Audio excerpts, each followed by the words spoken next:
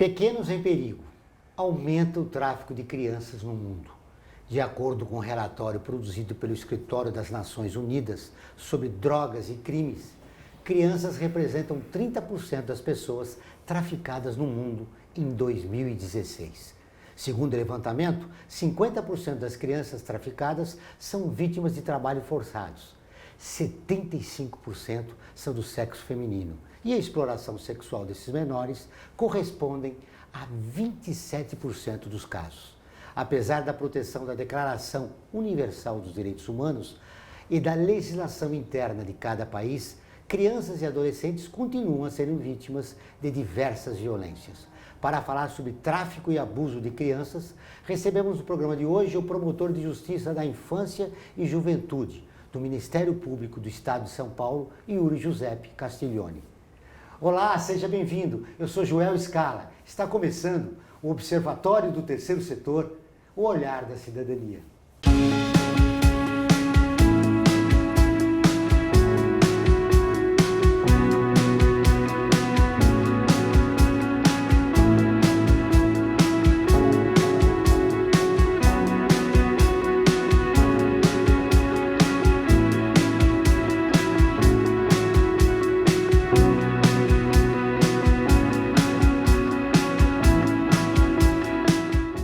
Giuseppe Castiglione é promotor de Justiça da Infância e Juventude do Ministério Público do Estado de São Paulo há 16 anos. Atualmente, foi designado como promotor de Justiça assessor da Subprocuradoria-Geral de Relações Externas e Integração do MP de São Paulo.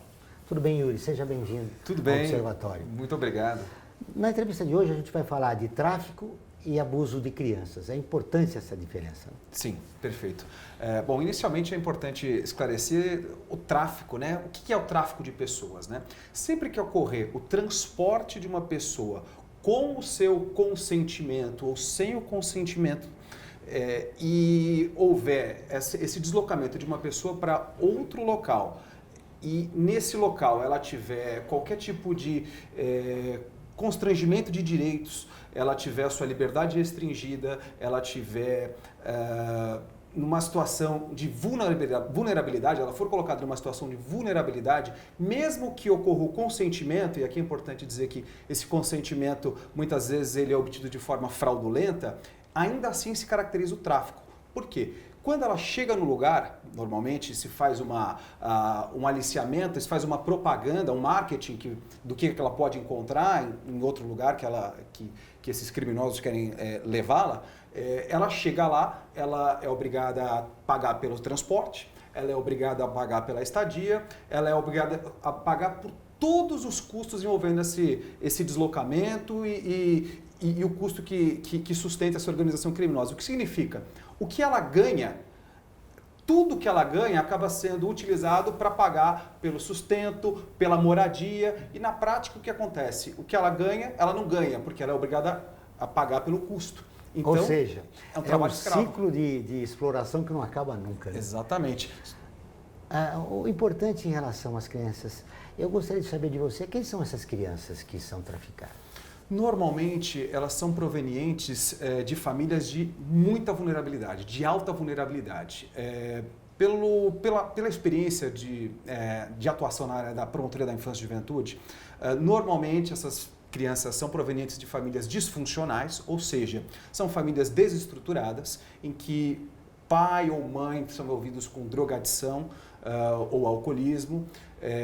Além disso, normalmente há uma forma, a família acaba usando, há um consentimento da família, a grande maioria dos casos acaba tendo um consentimento dos próprios pais, porque o que a gente enxerga normalmente nas estatísticas quando é menino, normalmente, não que menino não seja vítima de tráfico, mas a grande maioria são meninas, meninos também são vítimas de tráfico, mas menino normalmente acaba sendo aliciado pelo crime para fins de tráfico de entorpecentes. Então, ele aparece facilmente nas estatísticas. Agora, menina, muitas vezes, acaba indo para essa área da exploração sexual. E, como na área da exploração sexual, normalmente a vítima ela não se considera vítima, ela se sente culpada. Isso dificulta muito a atuação do Estado, do Ministério Público, não só para apuração e levantamento desses dados, mas para a própria investigação. Porque se a vítima não se considera como vítima, dificulta muito o nosso trabalho. Quem que vai denunciar? Quem que vai reclamar que está sendo, que precisa da atuação do Estado, do poder ali da polícia, do Estado, da justiça para responsabilizar esses... Será que é por esse motivo que a sociedade não fica indignada e que políticas públicas ainda não resolveram esse problema? Sim, isso esse, na verdade, é um grande dilema, porque apesar de ser a exploração, principalmente a exploração sexual, ser um delito que causa repugnância a toda a sociedade, muitas vezes, pelo fato da vítima não se considerar vítima, ela, como eu disse, ela se sente culpada pelo que está acontecendo. Muitas vezes ou às vezes ela acha que está no direito dela de ir para determinado lugar e se ela quiser usar o corpo dela da forma como ela desejar, ela acha que está no direito dela. Ela está no direito de fazer uso do próprio corpo. Só que nós temos que lembrar, tratamos aqui de crianças e adolescentes que são o quê? Pessoas em desenvolvimento. Quando nós somos uma pessoa em desenvolvimento, para explicar um pouquinho, vamos pegar um exemplo, um avião. Um avião, se eu estou projetando lá um avião, e esse avião ainda faltam algumas partes lá, mas o avião já está acabado, já tem asa, já tem a carenagem, falta talvez ali um controle de voo, um motor, ou talvez uma turbina. Você entraria nesse avião? Claro que não, né? A criança e o adolescente também são esse avião que ainda não está completo. Então, por isso que quando a gente diz, quando eles dizem, é o meu direito fazer isso, aí a pergunta que eu faço quando eles vêm na promotoria é, você tem ideia da consequência que isso vai trazer para a sua vida? Porque naquele momento, principalmente para o adolescente, que acaba tendo um pouco mais, um desenvolvimento um pouco melhor, né, e tem mais condições de discernir algumas coisas, ele acha que para ele aquilo é o melhor naquele momento. Mas passado algum tempo, ele percebe que aquilo, na verdade, não é um bom caminho para ele. E por isso que esse consentimento, ele não pode ser considerado. Outro aspecto importante a ser destacado também é que são crianças e adolescentes da população de baixa renda. Exatamente, exatamente. Isso os coloca numa outra situação, né? Porque eles não têm o acesso a mesma, infelizmente, o acesso à educação também acaba sendo inferior ao acesso que tem outras crianças e adolescentes e, portanto, a própria articulação dessas crianças acaba sendo prejudicada porque muitas vezes eles têm receio do Estado, né? É muito comum chegar na promotoria crianças e adolescentes que têm receio às vezes de uma abordagem policial. Então, eles têm receio às vezes de conversar com a polícia. O que não acontece, por exemplo, quando a pessoa é proveniente de uma outra classe social. Mas isso é uma coisa que nós temos que quebrar, nós temos que começar a conscientizar, né? Que a polícia, por exemplo, ela está para proteger os dois lados, né? Muito bem, eu quero saber a rotina do trabalho da promotoria, quais as dificuldades que você enfrenta no dia a dia, mas depois do nosso intervalo. Agora, eu vou fazer um convite a você. Todas as terças e quintas-feiras, ao vivo, às 14 horas, tem programa de rádio, Observatório do Terceiro Setor, onde recebemos especialistas que, junto com os ouvintes, debatem os principais temas da atualidade e do terceiro setor. Você pode ouvir pela Rádio Trianon AM 740 ou em qualquer lugar do mundo, pela internet, do seu celular, computador ou tablet, pelo link que aparece na sua tela. Voltamos depois do intervalo. A FIA é muito mais que uma escola de negócios. É graduação, pós-graduação, MBA, mestrado e consultoria para empresas. Isso faz diferença. Conheça a FIA. Olá, eu sou Laura Gelbert, da ONU News. Notícias das Nações Unidas e do mundo você acompanha na página e nos programas do Observatório do Terceiro Setor, parceiro da ONU News. E para acompanhar diretamente a ONU News em português, acesse nossa página e redes sociais. Até lá!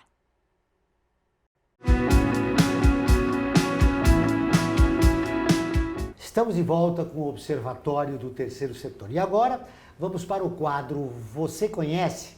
O poeta brasileiro, filho de escravos, proibido de ser promotor por ser negro.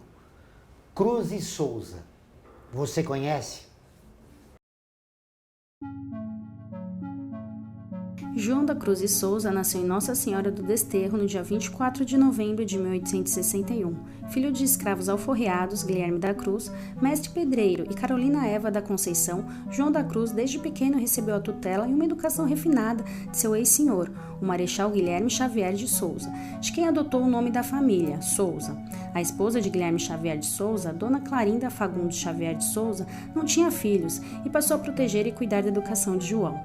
Desde pequeno tinha uma inclinação para as artes, língua e literatura. Em Santa Catarina trabalhou como escritor no jornal abolicionista Tribuna Popular, além de ter sido diretor. Cruz e Souza foi um poeta simbolista brasileiro. Ele foi o precursor do movimento simbolista no Brasil com a publicação das obras Missal e Broquéis em 1893. É patrono da Academia Catarinense de Letras, representando a cadeira número 15. Ao lado de Afonso de Guimarães, ele é um dos mais importantes poetas do movimento no país. Em 1881, dirigiu o jornal Tribuna Popular, no qual combateu a escravidão e o preconceito racial. Em 1883, foi recusado como promotor de Laguna por ser negro. Casou-se com Gavita Gonçalves, também negra, com quem teve 4 filhos, todos mortos prematuramente por tuberculose.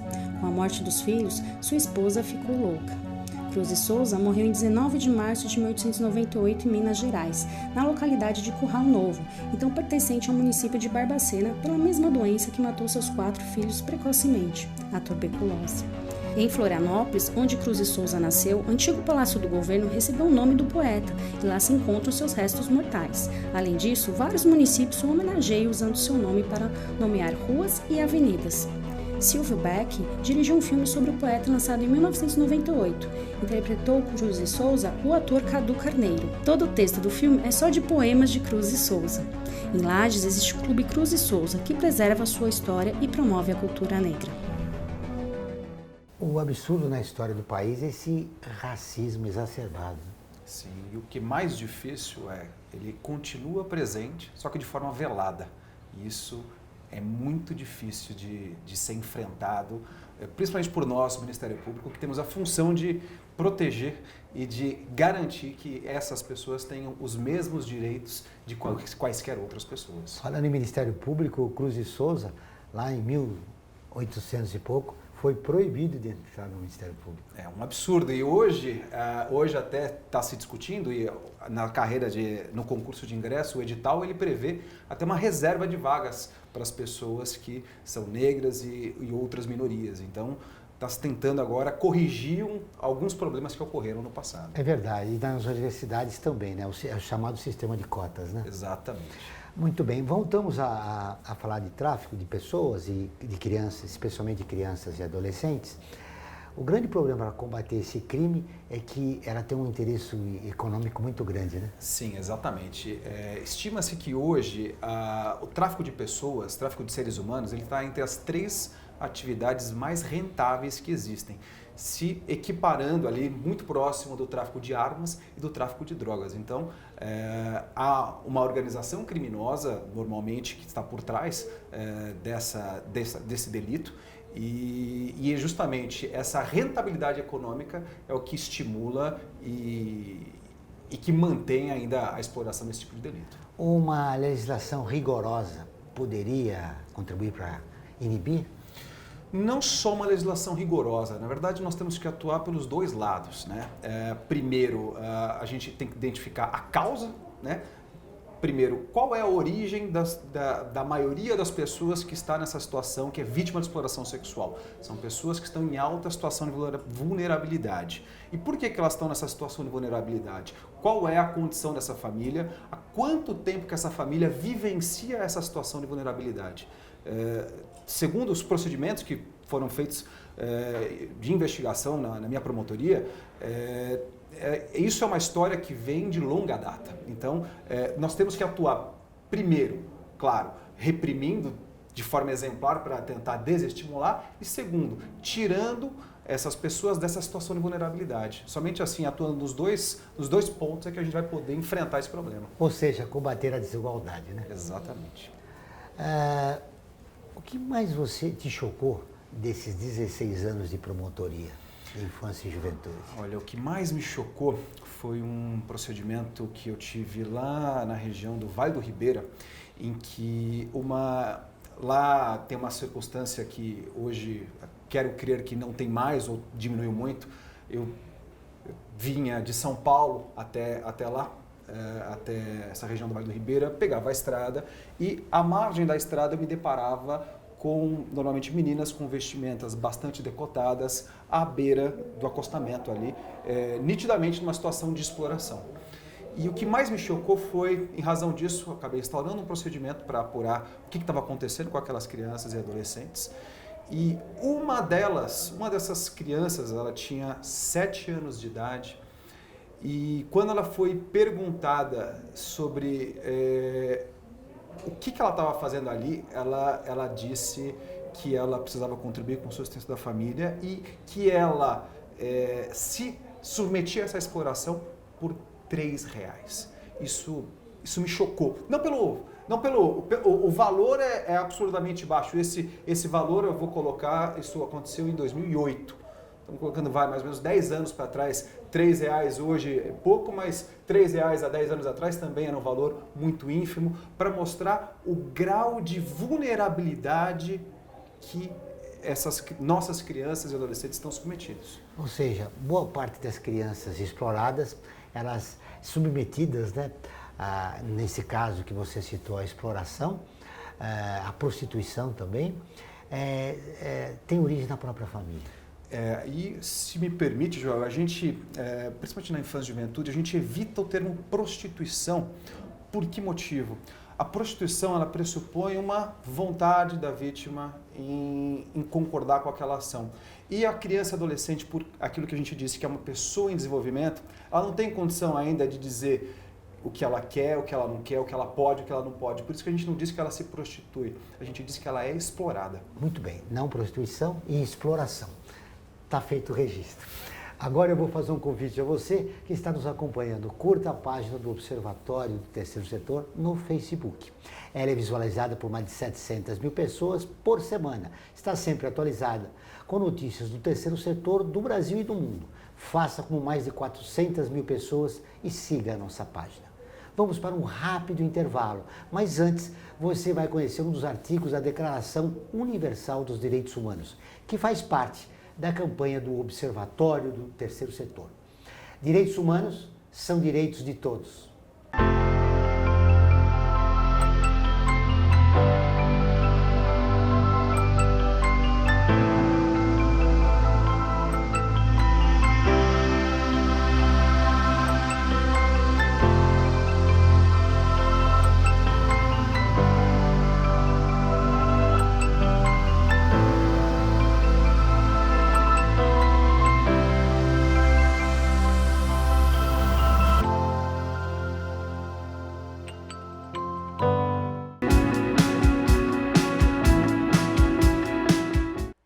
Olá, eu sou Laura Gelbert, da ONU News. Notícias das Nações Unidas e do mundo você acompanha na página e nos programas do Observatório do Terceiro Setor, parceiro da ONU News. E para acompanhar diretamente a ONU News em português, acesse nossa página e redes sociais. Até lá!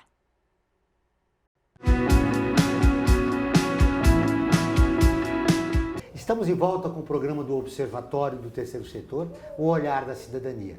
Não esqueça, todas as quartas-feiras, às 17 horas, tem programa Olhar da Cidadania, na Rádio USP, com temas da atualidade e dos direitos humanos. Anote, todas as quartas-feiras, às 17 horas, na Rádio USP. Em São Paulo, 93,7 FM. Em Ribeirão Preto, 107,9 FM.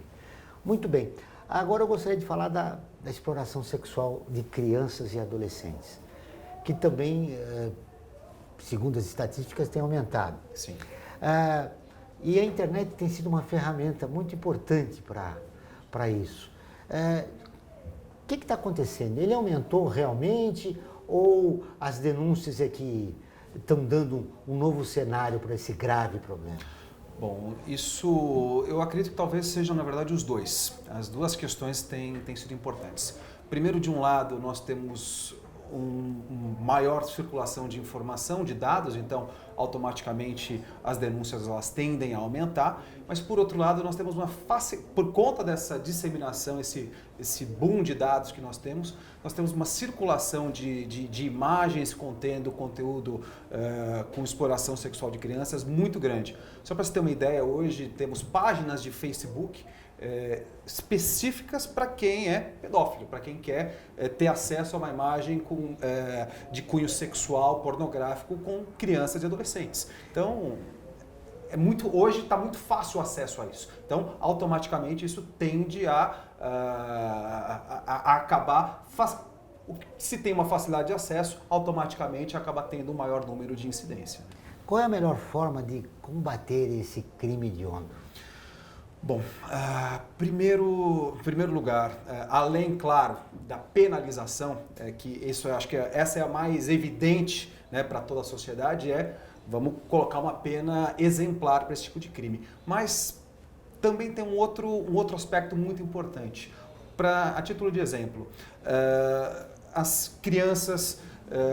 Nossas crianças, nossos filhos, como nós os educamos, né? Por exemplo, uma coisa que acontece com muita frequência quando nós nos deparamos com uma criança adolescente que é vítima de abuso sexual. A criança ela chega para relatar um abuso, uma criança principalmente de menor idade, ela chega e fala, olha, o tio fulano colocou a mão na minha florzinha. Na minha florzinha, isso é crime, colocar a mão na florzinha? A gente entende, claro. Mas muitas vezes isso não está tão claro.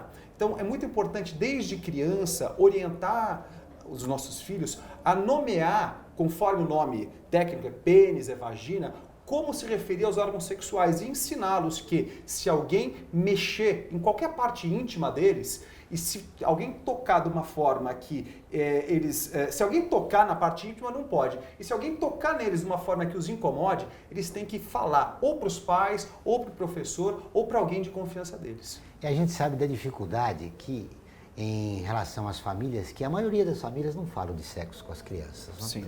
Esse é um tabu. É um tabu. Como então descobrir que a criança está sendo abusada? Bom, aí nós tem um projeto que eu tenho desenvolvido na minha promotoria desde 2013 que nós começamos isso, que é trabalhar junto com as escolas. Então, o que nós fazemos? Hoje, toda criança ela passa pelo menos 4 horas por dia, todos os dias, como professor. Enquanto que nós pais, muitos de nós pais, não temos condição de passar esse mesmo tempo com os nossos filhos. Então, qual que é a grande questão? O professor ele conhece a personalidade do aluno, ele conhece o jeito de ser do aluno. Então, quando este aluno ele começa a mudar o seu comportamento, ele começa a mudar a sua personalidade, por exemplo, passa a apresentar um comportamento mais agressivo, passa a ter dificuldade de concentração em sala de aula, passa a ter um rendimento escolar mais baixo, passa a ter um interesse inapropriado ou incompatível com a sua idade por sexo. Isso normalmente são sintomas que indicam, comportamentos que indicam que a criança está sendo explorada. Identifica que a criança está sendo explorada, como você disse. Yuri, e quando o abuso é realizado dentro da própria casa, dentro da própria família?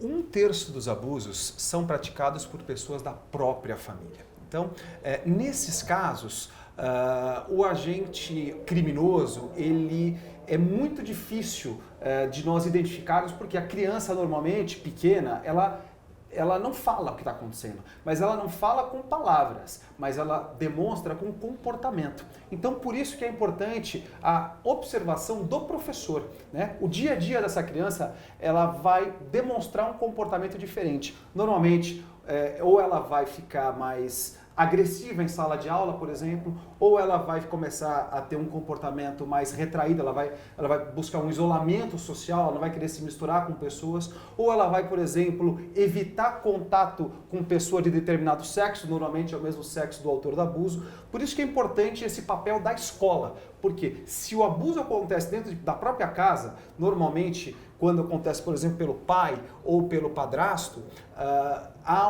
em razão da vítima, normalmente desse autor do abuso, ele ser quem sustenta a casa, normalmente o que acontece? A mãe acaba tomando o partido do pai ou do padrasto e encobre aqueles abusos. E aí como é que fica? Aquela criança que tem o pai ou o padrasto abusador, a mãe que não toma partido, não denuncia.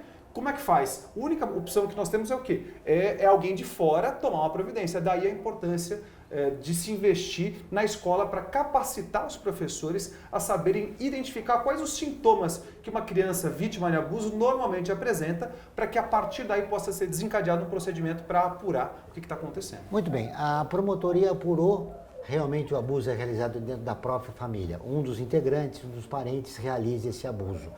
Há condições hoje em São Paulo da criança ter um abrigo para ser retirada de casa, já que ela é abusada? Sim, em São Paulo nós temos, na verdade, o que nós procuramos fazer? Em primeiro lugar, quando há um abuso dentro de casa, a primeira coisa que se faz é o quê? É afastar o agressor. Quem sai de casa é o agressor. Só que isso às vezes não é possível, porque às vezes a mãe toma partido por parte do agressor. Porque ele é economicamente a pessoa que responde pela família. Exatamente. E aí, nesses casos, como é que a gente faz? A gente vai buscar primeiro algum familiar, o que a gente chama de família extensa, algum tio, avô, pode ser uma madrinha, um padrinho, que possa se responsabilizar pela criança. Caso não tenha essa figura, aí sim é que se aplica a medida protetiva de acolhimento institucional. Aí essa criança ela é retirada da sua casa e é colocada numa instituição de acolhimento.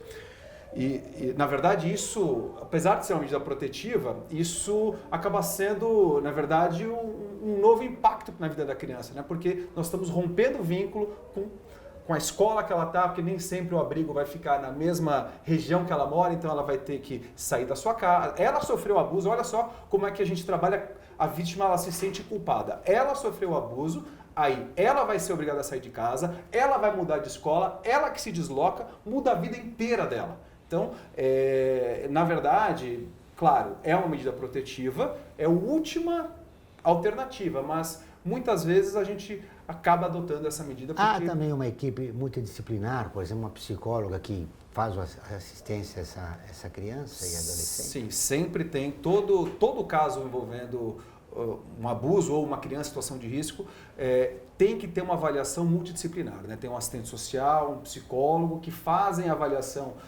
daquele caso e verificam quais são as medidas necessárias para que aquela criança seja tirada dessa situação de vulnerabilidade, né? Olha, Yuri, eu tenho mais duas perguntas antes de fechar a nossa entrevista.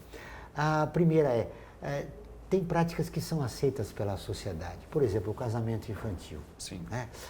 Que é gravíssimo que crianças no Nordeste com 12, 13 anos já são levadas ao casamento por interesses econômicos da família ou até mesmo por um procedimento cultural lá da região. Como inibir isso? Como o Ministério Público trata esse assunto?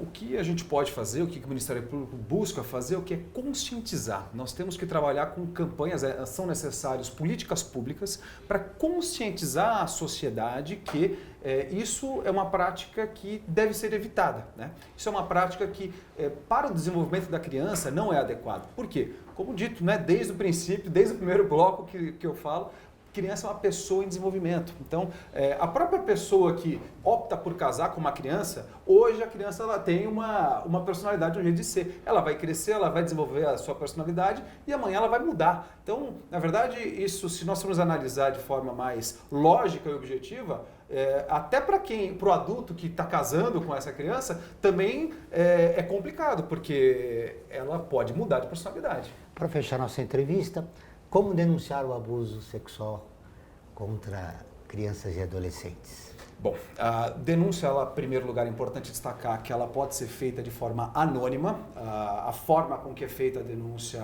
o anonimato, ele é garantido.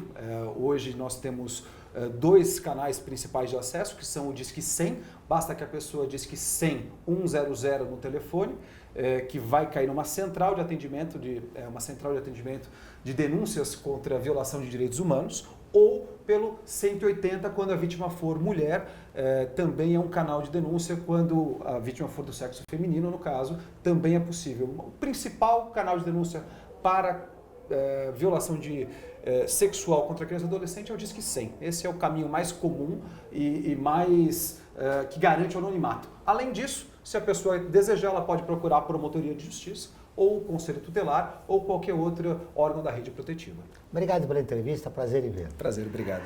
O Observatório do Terceiro Setor fica por aqui. Esse e todos os nossos programas de TV e rádio estão no nosso portal, acessado por mais de 1 milhão de pessoas de 173 países. Acesse você também, observatório3setor.org.br.